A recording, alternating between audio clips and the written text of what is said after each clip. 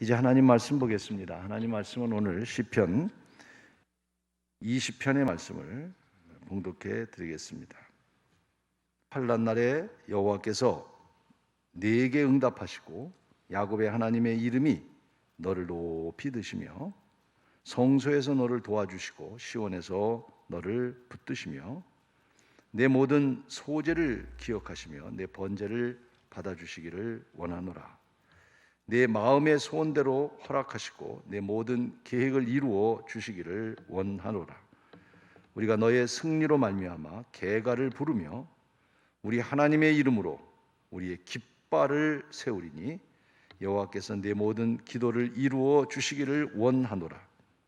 여호와께서 자기에게 기름 부음 받은 자를 구원하시는 줄 이제 내가 아노니 그의 오른손에 구원하는 힘으로 그의 거룩한 하늘에서 그에게 응답하시리로다.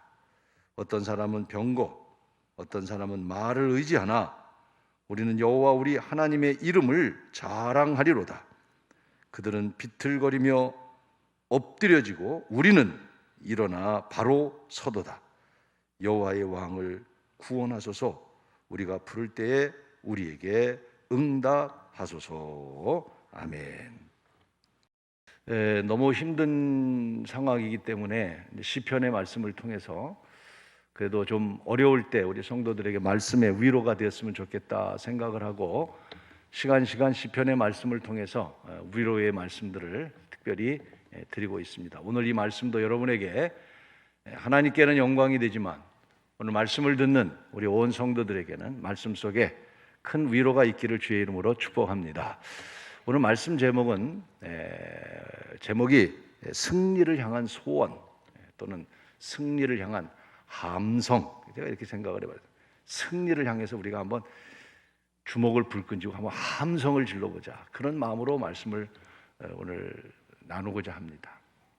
여러분의 표정이나 또 집안에 앉아서 예배드리는 분들의 상황이 승리의 표정보다는 아마 근심과 걱정이 더 많을 거라고 생각합니다. 그러나 오늘 말씀 가운데 여러분 모두가 다 승리의 확신을 가지시기를 축복합니다. 우리 한번 따라하십시다. 승리합시다. 좀 더 크게 승리합시다. 승리해야죠. 오늘 본문은 다윗이 전쟁을 나가려고 할 때 백성들이 성전에 모여서 예배를 드리면서 하나님께 원합니다. 간절히 하나님께 기도하면서 승리를 소원하는 기도의 소리예요. 승리를 향해서 백성들이 함성을 지르는 거예요. 다윗은 이제 전쟁에 나가는데 이 전쟁에 하나님 승리하게 해주십시오. 이 내용이 오늘 시편 20편의 말씀이에요. 백성들이 그렇게 기도하는 소리를 들은 다윗이 확신을 가졌어요. 그 확신이 뭐냐면 여러분이 외친 거예요. 내가 꼭 승리하리라 그런 거예요. 오늘도 여러분 승리하시기를 축복합니다. 자, 전쟁에 나가는 사람의 간절한 소원이 뭘까요? 그럴 줄 알았어요. 여러분 승리라고 그럴 줄 알았어요. 제목이 승리니까. 전쟁에 나가는 사람의 첫 번째 소원은 뭐냐면 죽지 않는 거예요. 전쟁에 나가면서 자기 생명을 보존하는 거예요. 그 다음에 여러분이 말씀한 대로 승리해야만 되는 거예요. 전쟁은. 오늘 이 코로나를 보면서 아마 우리들의 마음들이 거의 비슷할 것 같아요.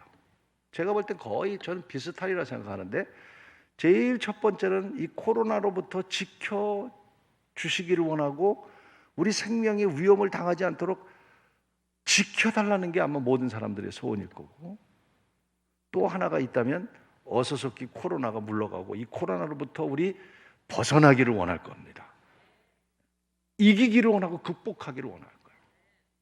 그래요. 여러분 승리를 향한 소원을 가지시기를 바랍니다. 그날이 올 것을 기대하면서 오늘도 함성을 지르며 승리하리라 외치면서 오늘도 여러분 하루를 시작하고 말씀에 귀를 기울이기를 축복합니다. 워싱턴 DC에 가면 백악관과 링컨 기념관 사이에 전쟁을 기념한 전쟁 기념비들을 많이 세워놨어요.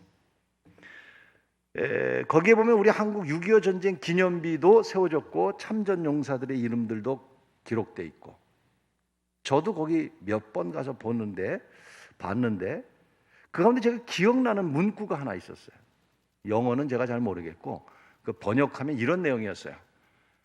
이 세상에는 전쟁이 있어서는 안 된다. 이렇게 써 있어요. 이 세상에는 전쟁이 있어서는 안 된다.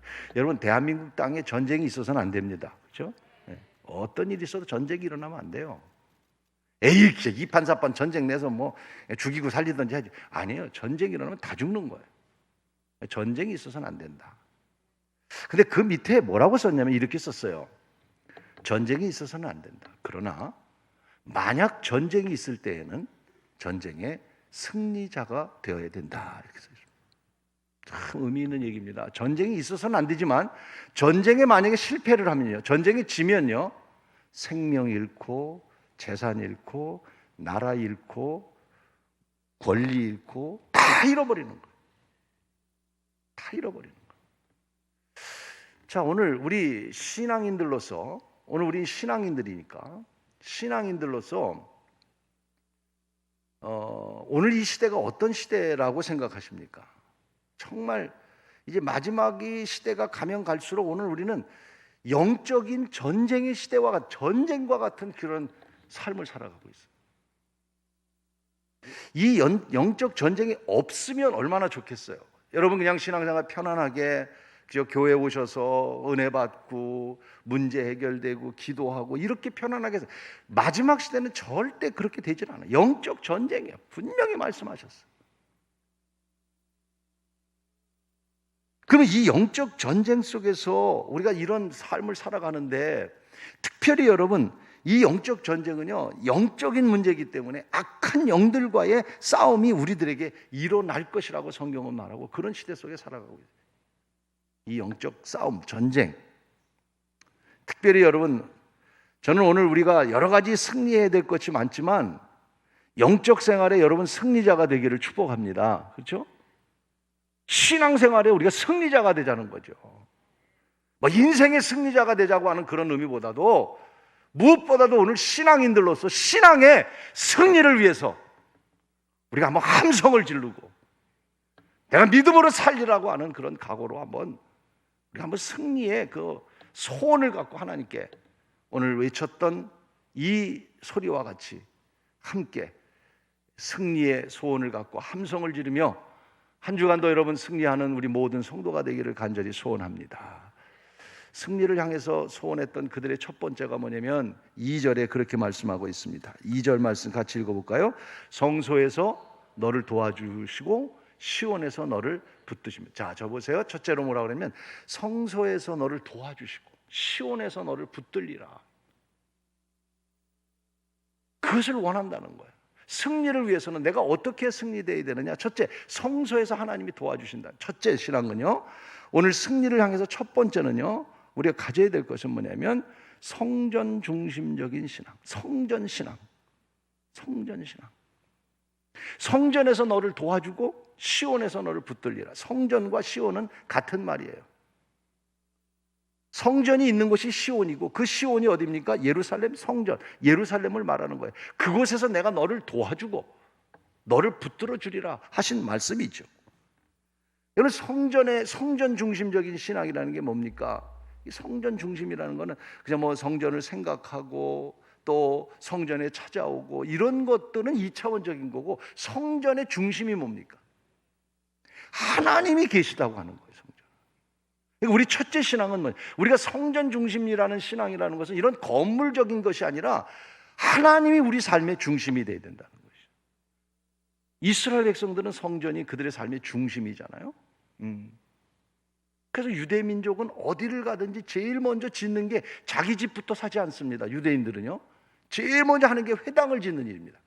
자기 집은 없어도 회당을 짓는 게 유대인들이, 그게 뭐냐면 성전 중심이에요. 그것이 물론 건물의 의미가 있지만 그들의 중심 속에는 뭐냐면 하나님의 집이 우선이라고 하는 이 생각이 꽉 차 있는. 오늘 우리 성전 중심이라고 하면 우리 착각해요. 그냥 건물로 생각하는데 그게 아니라 이스라엘 백성들이 그래서 성전을 지을 때 성전에 모신 것이 뭐예요? 법궤를 갖다 모셨어요. 법궤 안에는 뭐가 있습니까? 출애굽의 광야 속에서 하나님이 함께 하셨던 증거문들이 법궤 안에 있거든요. 그 법궤를 성전 안에 모신 이유는 뭐냐면 이 성전은 하나님이 계신 곳이다.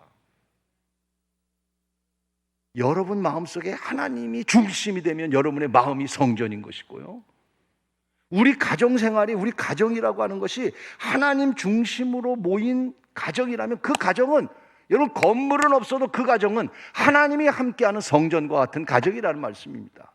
이런 신앙이 우리 삶의 중심이 되어야 된다는 말씀입니다. 특별히 오늘 여러분, 요한복음 4장의 사마리아 여인이 예수님과 대화를 하고 난 다음에 그 여인이 그 예수님과의 대화하는 장면이 4장에 나오죠. 근데 그 전에 보면 요한복음 2장에 가나의 혼인잔치가 나와요. 2장, 3장, 4장 속에서 예수님의 사역을 한번 생각해 보면, 물로 포도주로 바꾸시고 난 다음에 2장 하반절에 가면 어떤 일을 행하시냐면 제일 먼저 가신 곳이 어딘지 아세요? 성전을 찾아가십니다. 성전에 찾아갔더니 성전 안에서 이게 웬일입니까? 6월절 행사를 한다고 비둘기를 팔고 돈을 바꾸고 장사를 하고 난리가 난 사건이 2장 하반절에 나오는 거예요. 예수님께서 여러분 잘 알다시피 그들을 다 내쫓으시면서 뭐라고 말씀하시면 이렇게 말씀하십니다. 내 집을 장사하는 집으로 만들지 마. 내 집은 만민이 기도하는 집이다. 여러분, 이것이 예수님 사역의 첫 번째 사역이 뭐냐면 성전을 정화하시고 하나님의 일을 시작하셨다는 거예요. 중요한 의미가 있는 겁니다. 하나님이 사람을 부르실 때도 항상, 물론 이곳저곳에서 하나님 부르셨지만 구약 성경에 보면 하나님을 부를 때 성전 안에서, 이사야 선지자가 6장에 보면 우시아가 죽던 해에 이사야가 성전에 들어갔더니 와, 천군 천사. 그래서 거기서 거룩하고 있을 때 하나님께서 이사야야, 누가 나를 위해서 갈고 내가 여기 있사오니 나를 보내. 이사야가 하나님의 부르심을 받은 것도 성전이고요, 여러분 이사야뿐만이 아닙니다. 에스겔이 10장에서 환상을 보는데 나라를 잃어버리고 절망 가운데 있을 때 성전에 들어갔더니 성전에 온통 천군 천사 가득한 것을 보고 희망을 깨달아, 희망을 발견하게 됩니다. 계시록에 보면 사도 요한이 여러분 환상을 보고 천국을 보게 될 때 천국의 문이 확 4장에 천국의 문이 확 열 때 본 게 뭐예요? 거룩한 성전에 하나님이 높은 곳에 계시고 온 백성이 무릎 꿇고 예배하는 그 광경을 보게 됩니다. 여러분, 오늘도 여러분 우리 신앙의 중심은 뭐냐면, 승리의 신앙은 뭐냐면 하나님이 함께 하시는 성전 중심적인 신앙이 흔들리지 않는 여러분이 되기를 간절히 축원하는 것입니다. 얼마나 중요합니다. 고린도전서 3장 17절 너무나 귀한 말씀이에요. 여러분 같이 읽어볼까요? 시작. 누구든지 하나님의 성전을 더럽히면 하나님이 그 사람을 어떻게 하세요? 멸하신다. 하나님의 성전을 더럽히면 이 성전이 왜 성전은 건물이 아니란 말이에요. 건물이 아니라 성전은 거룩한 하나님이 계신 것이단 말이에요. 여러분 마음에도 하나님이 계시면 여러분 얼마나 거룩한 자고, 여러분의 마음을 더럽히면 하나님께서 여러분을 멸시하신다고 그러면서 하나님 성전 거룩하니 너희도 그러하라. 우리가 성전에서 예배할 수 없으니, 우리가 성전이라고 그랬으니 여러분 있는 곳에서 정말 신령과 진정으로 예배하고 더 거룩하게 살아가고, 더 예배할 수 없는 상황 속에서 여러분 스스로가 교회이니 여러분 있는 곳에서 한 주 한 주 하루하루 더 거룩한 삶을 통해서 성전 중심적인, 하나님 중심적인 삶으로 살아가기를 간절히 축원하는 것입니다. 여러분 잘 알다시피 지금 예배할 수 없잖아요. 여기도 50명밖에 못 들어와요. 비대면 예배다, 대면 예배다, 그런 단어 우리 크게 쓸 이유 없어요. 오늘 이 자리에 못 오신 분들도 다 사정이 있는 거고, 또 여러 가지 환경 속에서 오늘 예배를 할 거라고요. 또 실제적으로 우리는 예배할 수 없는 상황입니다. 맞습니다. 정말 장소가 중요한 건 아닙니다. 장소는 두 번째 문제예요. 여기 있느냐 없느냐 그건 두 번째 문제예요. 가장 중요한 것은 뭐냐면 오늘 예배 가운데 오늘 성전 중심적인 신앙은 뭐냐면 내 마음속에 내 예배 속에 이 장소 속에 내 가정 속에 하나님이 임재하시느냐는 것이죠. 대면 예배, 비대면 예배, 요새 토론이 얼마나 많습니까? 여러분 말씀대로 어떤 분들은 그래, 장소가 중요하냐? 마음만 있으면 맞습니다. 예수님도 이렇게 말씀하세요. 성전을 헐어버려라, 유대인들에게. 헐어버려라, 바리새인들에게. 아니 46년 동안 지은 성전을 헐어버리라. 이 말의 의미가 뭐예요? 유대인들은 성전의 건물 중심이었단 말이에요. 여러분 건물이 중심이 아니라는 거예요. 헐어버리고 내가 3일 만에 지으라고 말. 그렇습니다. 맞습니다. 건물이 중요한 건 아닙니다. 그런데 저는 이번 코로나로 인해서 여러 가지 생각하는 가운데 한 가지는 뭐냐면 건물이 중요한 건 아니고 우리가 얼마나 중심이 있느냐가 중요한 것이고 그 가운데에 저와 여러분이 저는 깨닫는 게 뭐냐면 성전을 우리가 얼마나 중심적으로 신앙생활을 하고 있는가 하는 거예요. 얼마나 성전을 사랑하고 있는가, 얼마나 하나님을 더 사랑하고 있는가. 비록 성전에서 예배는 드리지 못하지만 우리 성전 신앙, 하나님의 임재가 있는 그런 마음을 잃어버리지 않는 귀한 믿음의 성도가 되기를 주의 이름으로 축원하는 것입니다. 함께 예배할 수는 없지만 그러나 성전 문을 여러분 활짝 열어놓고 싶은 마음이에요. 누구든지 와서 여러분 어려울 때 정말 어두운 곳에 와서 기도해 본 적이 있습니까? 아무도 없는 성전에 눈물로 기도해 본 적이 있습니까? 교회의 문은 다 닫히고 우리의 영적인 문도 다 닫히고 하나님이 중심이 되지 못한다고 한다면 우리는 승리할 수가 없어요. 대면이든 비대면이든 어떤 환경 속에서도 사랑하는 여러분, 하나님이 임재하는 성전 중심적인 신앙을 가지고 저와 여러분이 다시 한번 승리하기를 주의 이름으로 축원하는 것입니다. 결코 장소의 건물의 의미를 말하는 것이 아닌 외적인 것을 말하는 것이 아닌 얼마나 우리가 하나님의 중심적인 삶인가를 말씀드려요. 잘못하다 보면 비대면 예배를 드리다 보니까 우리 중심을 잃어버릴까 걱정이 돼요. 하나님 중심을 잃어버릴까 걱정이 돼요. 차선이 마치 최선인 것처럼 잘못된 길로 갈까 때로는 걱정이 됩니다. 우리 중심을 하나님께 두고 다시 하나님 중심적인 성전 중심적인 신앙을 가지고 오늘도 승리의 개가를 부를 수 있는 우리 모든 믿음의 성도가 되기를 주의 이름으로 축원하는 것입니다. 제가 말씀 가운데 역대하 7장 16절 말씀을 한 구절 여러분에게 소개해 드릴게요. 역대하 7장 16절 너무 귀한 말씀인 것 같아요.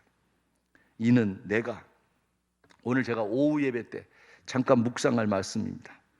근데 오늘 오전에 여러분에게 다시 같이 한번 공유하고 싶어서 그래요.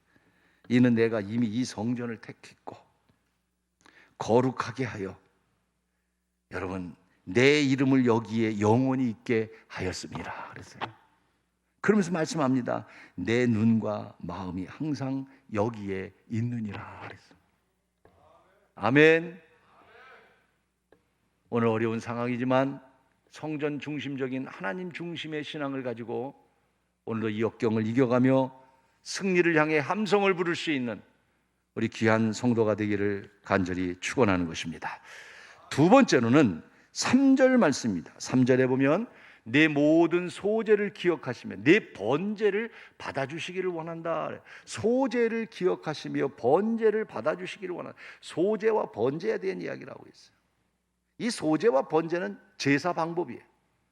유대인의 제사 방법은 5가지. 소제, 번제, 화목제, 속죄제, 속건제. 하나님 앞에 제사 드리는 방법이 이런 5가지 방법을 가지고 그들은 매일같이 예배를 드리고 제사를 드렸습니다. 그런데 오늘 말씀하기를 소제를 기억하시며 번제를 받으신다는 번제에 대한 이야기를 하고 있어요. 많은 제사의 방법 가운데 번제, offering, burn offering, 태운다는 얘기. 다른 제사는요 태우지 않고 곡물을 흔들어서 드린다든가 또 제물을 드리면서도 다 태우는 것이 아니라 필요한 부분을 잘라서 필요한 부분만 드리는데 이 번제에 드리는 방법은 하나님이 받으시는 이 번제를 얘기하세요. 전쟁에 나가면서 그들이 제사를 드리는데 이 번제를 기뻐 받으신다. 하나님께 내가 번제를 드린다고 하는데 이 번제는 뭐냐? 하나도 남김없이 모든 재물을 태워버리는 거예요. 내 것이 없는 거예요. 전부 기름까지도 다 태워가지고 흔적도 남김없이. 여러분, 이게 예배의 자세예요. 하나님이 기뻐 받으시고 하나님이 원하는 게 뭐냐면, 이스라엘 백성이 전쟁에 나갈 때 이 번제를 드렸던 이유는 뭐냐면 전적으로 예배의 중심을 향한, 하나님을 향한 이 예배를 의미하는 거예요. 자기 것이 없이 다 태워서 남김없이 드리는 예배. 오늘 여러분, 오늘 우리의 신앙의 승리를 위해서는 이러한 예배자가 되기를 간절히 축원하는 것입니다. 그것이 바로 예배의 신앙인 거예요. 왜 우리가 예배를 드려야 되느냐? 오늘 여러분, 비대면이지만 정성을 다해 드려야 되느냐?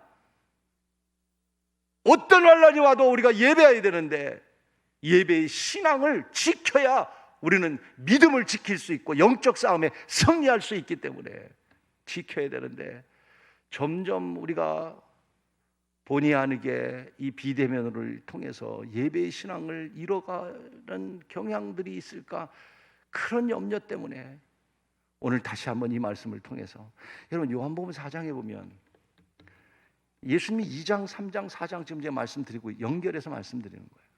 4장에 가면 여러분 알다시피 사마리아 여인이 예수님과 대화를 하잖아요. 그리고 그 여인이 예수님이 메시아라는 걸 알고 마지막에 이걸 묻습니다.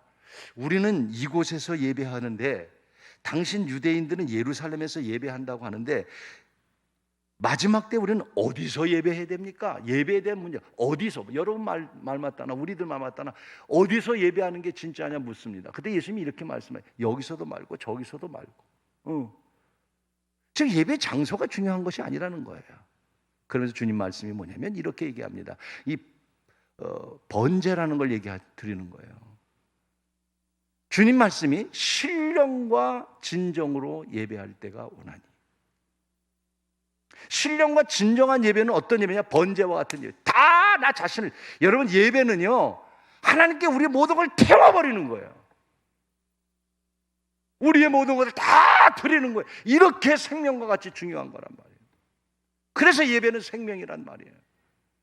이 예배의 신앙이 마지막 시대 영적 싸움에 우리는 중심이 되어야 된다. 그러면서 하나님, 예수님 그런 말씀, 아버지께서 예배하는 자들을 찾으시느니라. 아브라함도 여러분 가는 곳마다 예배하지 않았습니까? 노아 홍수 후에 홍수가 다 끝나고 난 다음에 노아가 첫 번째 한 게 뭡니까? 하나님께 예배하지 않았습니까? 솔로몬이 왕이 되고 첫 번째 한 것이 뭡니까? 일천번제 제단을 쌓으며 성전에 가서 기도하며 예배했던 것 아닙니까? 여러분, 마지막 시대에 우리에게 있는 것이 뭡니까? 여러분, 요한계시록의 말씀을 보면 마지막 우리의 신앙은, 최고의 신앙은 예배의 신앙입니다. 그래서 악한 마귀는 어떻게 해서라도 예배를 방해하고 예배를 못 드리게 하고, 그리고 우리의 마음을 빼앗아가고, 또 성경은 말합니다. 헛된 것에 예배할 때가 올 것이다라고 말이죠. 마지막 우리 신앙의 영적 싸움의 가장 큰 싸움은 뭐냐면 진짜 예배 싸움입니다. 예배 싸움. 그래서 오늘 우리 신앙의 승리를 향해서는, 예배를 향해서 우리는 쉬지 말아야 하고, 오늘도 여러분 어려운 상황이지만 하나님 앞에 예배하는 일 따라서, 예배는 생명이다. 생명이 얼마나 중요한 거예요. 생명 잃으면 끝나는 거잖아요. 미국의 20대 대통령이었던 제임스 가필드라고 하는 이 대통령에 대해서 잠시 소개를 할게요. 이분은 뭐 그렇게 알려진 분도 아니고 우리 잘 모르는 사람이죠. 그러나 이분의 신앙은 참 훌륭했던 분 가운데 하나 일화가 있습니다. 아주 가난한 집안에서 대통령이 됐어요. 그래서 대통령이 됐는데 어느 날 비서가 보고를 합니다. 오늘 강요 회의가 10시에 있습니다. 근데 그날이 주일이었어요. 이 가필드 대통령이, 저는 오늘 10시에 약속이 있습니다. 강요 회의를 좀 다음 시간도, 늦 시간이든 다음 날로 옮겨달라고. 아닙니다. 이 강요회가 중요하기 때문에 오늘 10시에 하요. 나는 정말 더 중요한 일이 있습니다. 아니, 각하, 무슨 일이 그렇게 중요하십니까? 나라 일이 중요한 거 아닙니까? 아닙니다. 오늘 10시에 제가 중요한 일이 있습니다. 그게 뭡니까? 여러분 눈치채셨겠지만 이 가이드 대통령이 말합니다. 나는 주일 10시에 예배드리는 것이 나의 가장 중요한 일 가운데 하나입니다. 그분의 대답이었어요. 여러분, 어쩔 수 없으니까 예배 안 하는 것이 더 옳았을까요? 대통령이 꼭 주일날 그렇게 예배를 지켰어야만 했을까요? 율법적이지 않을까요? 이런 생각 우리 들지 않겠습니까? 그럴 수도 있겠죠. 나라의 일이 얼마나 중요한 일이겠어요. 물론 그럴 수도 있을 거라고 여러분 생각할 겁니다. 그러나 저는 생각해 봅니다. 이 대통령이 그렇게 말할 수 있었던 것은 어떤 율법 때문이 아니라 자기의 고집 때문이 아니라 자기 안에 있는 신앙이 있어요. 그것은 내가 하나님을 만나는 예배의 소중함을 알고 예배의 신앙을 그들이 가졌기 때문에 그런 굳건한 믿음이 있었다. 오늘 저와 여러분에게도 어떤 시간에 어떤 방법으로 예배해도 상관없지만 예배의 신앙만은 잃어버리지 않기를 간절히 축원하는 것입니다. 예배는요, 우리 신앙의 표현이고 반응이고 은혜의, 하나님의 받은 은혜의 반응이 예배입니다. 사람은 누구나 반응하잖아요. 고마운 일이 생기면 고마워, 좋은 일이 생기면 기쁘고, 슬픈 일이 생기면 걱정이 되고, 이 사람의 반응이잖아요. 신앙인의 반응은 뭐냐면 하나님의 주신 은혜를 반응하는 게 뭐냐면 예배예요. 저와 여러분 하나님의 은혜를 받았잖아요.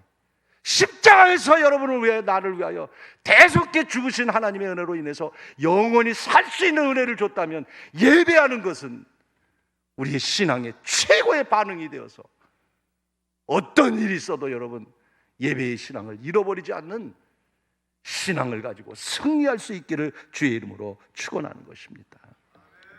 그렇잖아요. 신앙생활 하다 보면 시험에 들 때가 있어요. 응? 여러분 시험에 들면 제일 먼저 내게 오는 반응이 뭐예요? 그래요. 무엇보다도 신앙의 위기가 오면 예배가 멀어집니다. 예배가 은혜가 안 돼요. 예배의 말씀이 들어오질 않아요. 예배의 감격이 없어요. 그냥 오래 믿었으니까 교회는 오는데 예배의 자리에 앉아는 있는데 예배의 신앙, 사람이 시험에 들면 반대로요, 우리 신앙이 예배의 신앙이 멀어지면요 우리 시험에 들기 쉽습니다. 바로 오늘 이 시대가 그런 시대가 아닌가 생각합니다. 여러분 예배 상황은 어려워졌습니다. 그러나 여러분 예배 신앙을 잃어버리면 우리는 하나님에 대한 은혜의 감격을 잃어버리고 시험에 들기 쉽단 말이에요. 그러기에 오늘 우리가 승리하기를 원한다면 어렵지만 예배의 신앙을 가지고 이겨갈 수 있기를 주의 이름으로 축원하는 것입니다. 비대면 예배로 인해서 가장 걱정되는 부분이 그거예요. 여러분이 교회에 올 수 없다 보니, 예배를 드리다 보니 그 예배의 신앙을 잃어버리고, 이 예배의 신앙을 잃어버리면 자꾸 우리 신앙이 멀어지면 나중에 이걸 어떻게 다시 회복할까? 이런 염려 속에 오늘 정말 저와 여러분이 이 어려움 속에 승리하기를 원한다고 우리가 선포하고 승리의 소원을 가지고 승리의 함성을 부르기를 원한다면, 사랑하는 여러분, 예배의 신앙 다시 회복하고 예배의 신앙으로 다시 전진해가고 승리하는 우리 온 성도가 되기를 간절히 축원하는 것입니다. 다시 한번 선포합시다. 예배로 승리합시다. 다시 한번 예배로 승리합시다.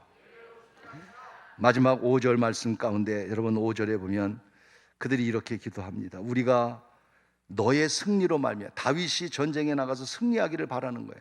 다윗이 승리로 말미암아 개가를, 백성들이 승리해서 돌아오는 그 왕을 맞이하면서 개가를 부르며 우리 하나님의 이름으로 우리 깃발을 할렐루야, 하나님의 이름으로 깃발을 세우리라. 할렐루야. 여러분, 이게 무슨 말입니까? 전쟁에 승리하고 돌아오는 다윗을 보면서 너무 기뻐서 승리의 노래를 부르면서 하나님의 이름으로 깃발을 탁 꽂는 이 승리가 오늘 여러분에게 있기를 원합니다. 우리 교회에 있기를 원합니다. 신앙생활에 있기를 원합니다. 하나님의 이름으로 깃발을 꽂는 거란 말이에요. 다윗의 이런 표현은 뭡니까? 절대적인 믿음을 말하는 거예요. 다윗이 지금 전쟁을 잘해서가 아니에요. 전쟁이 유리해서도 아니에요. 전쟁에 이길 거라는 확신 때문도 아니에요. 단 한 가지 확신은 뭐냐면 하나님이 나와 함께하면 승리할 것이라는 그 확신 하나예요. 오늘 저와 여러분에게도 여러분 우리가 가진 게 뭐 있어요? 우리 가진 게 뭐 있어요? 우리 수단으로 뭘 이기겠어요? 정부의 대책을 이기겠어요? 예배드리는 거 반대한다고 이기겠어요? 우리가 그냥 막 억지를 쓴다고 해서 다 모여서 예배드린다고 이기겠어요? 우리가 돈으로 이기겠어요? 권력으로 이길 거 아무것도 없지만 저와 여러분 한 가지 갖자고요. 하나님의 이름으로 깃발을 꽂자는 겁니다. 우리 그리스도인들이 이 자세를 가져야 된답니다. 우리는 이 신앙을 가져야 됩니다. 여러분 다윗이 얘기합니다. 7절 보세요. 어떤 사람은 병거, 어떤 사람은 말을 의지하나 다윗의 얘기입니다.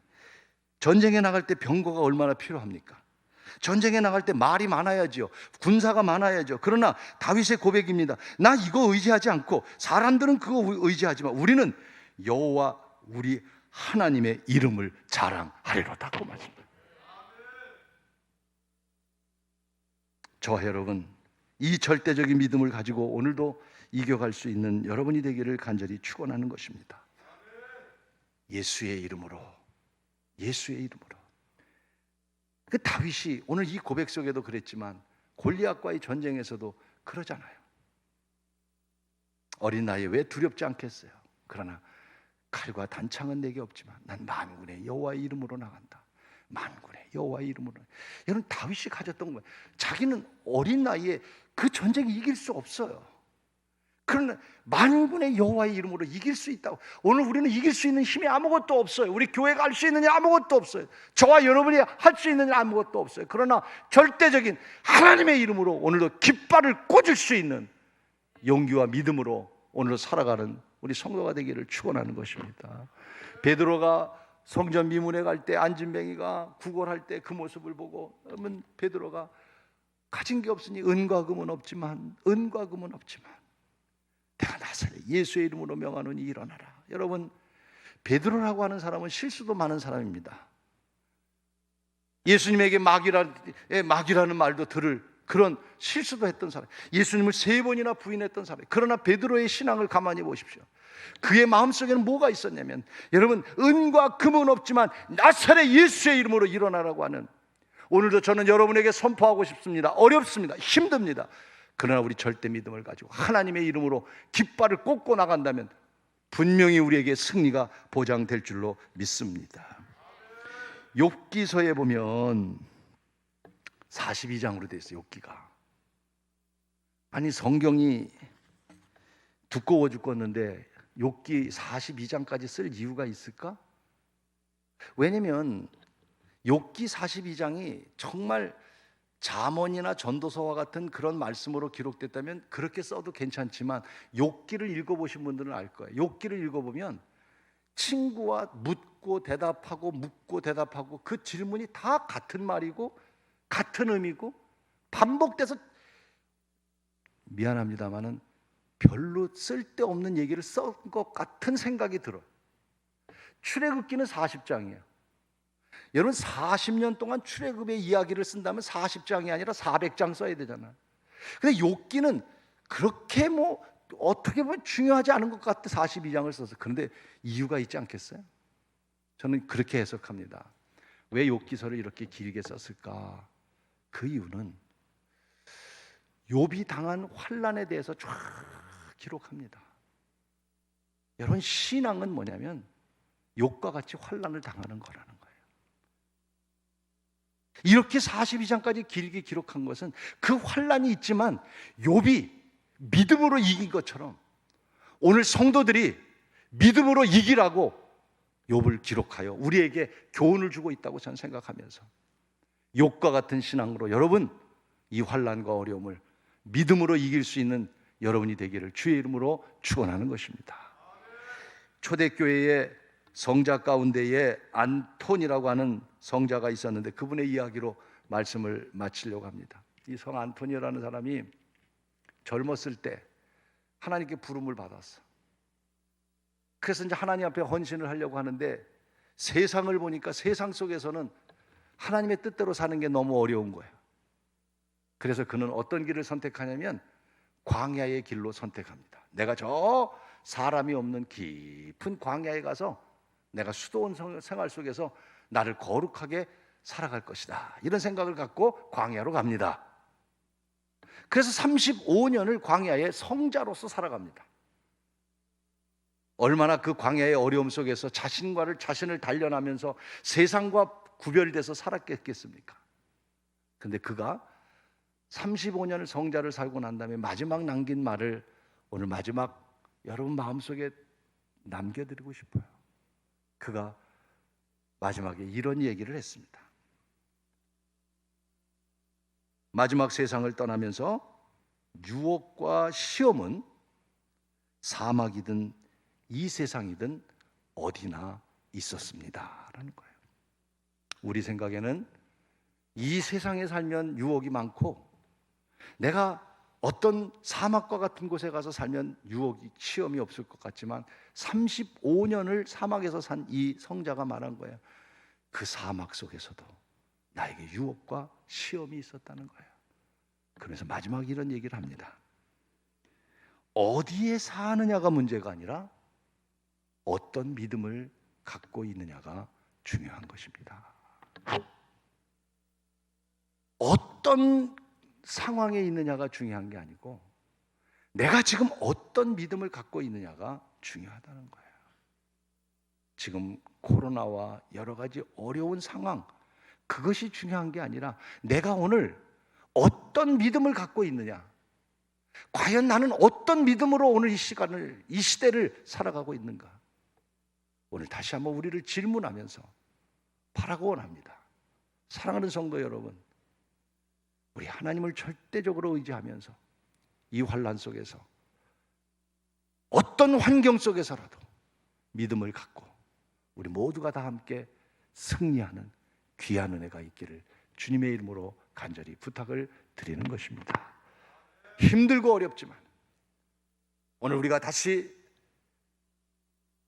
이스라엘 백성들이 전쟁에 나가면서 두려움 속에서 간절히 소원하고 기도했던 이 기도를 듣고 다윗이 승리의 함성을 지르며 백성들이 승리의 소리를 외치며 소원했던 것처럼, 저도 우리 신년의 온 성도들, 그리고 우리 한국교회 슬픔과 마치 초상집과 같은 절망 가운데 있지만 우리는 다시 승리를 향하여 다시 일어나고, 다시 오늘 우리가 우리의 중심이 하나님께로 향하고 믿음으로 이 어려움을 이기셔서 함께 따라합시다. 승리합시다.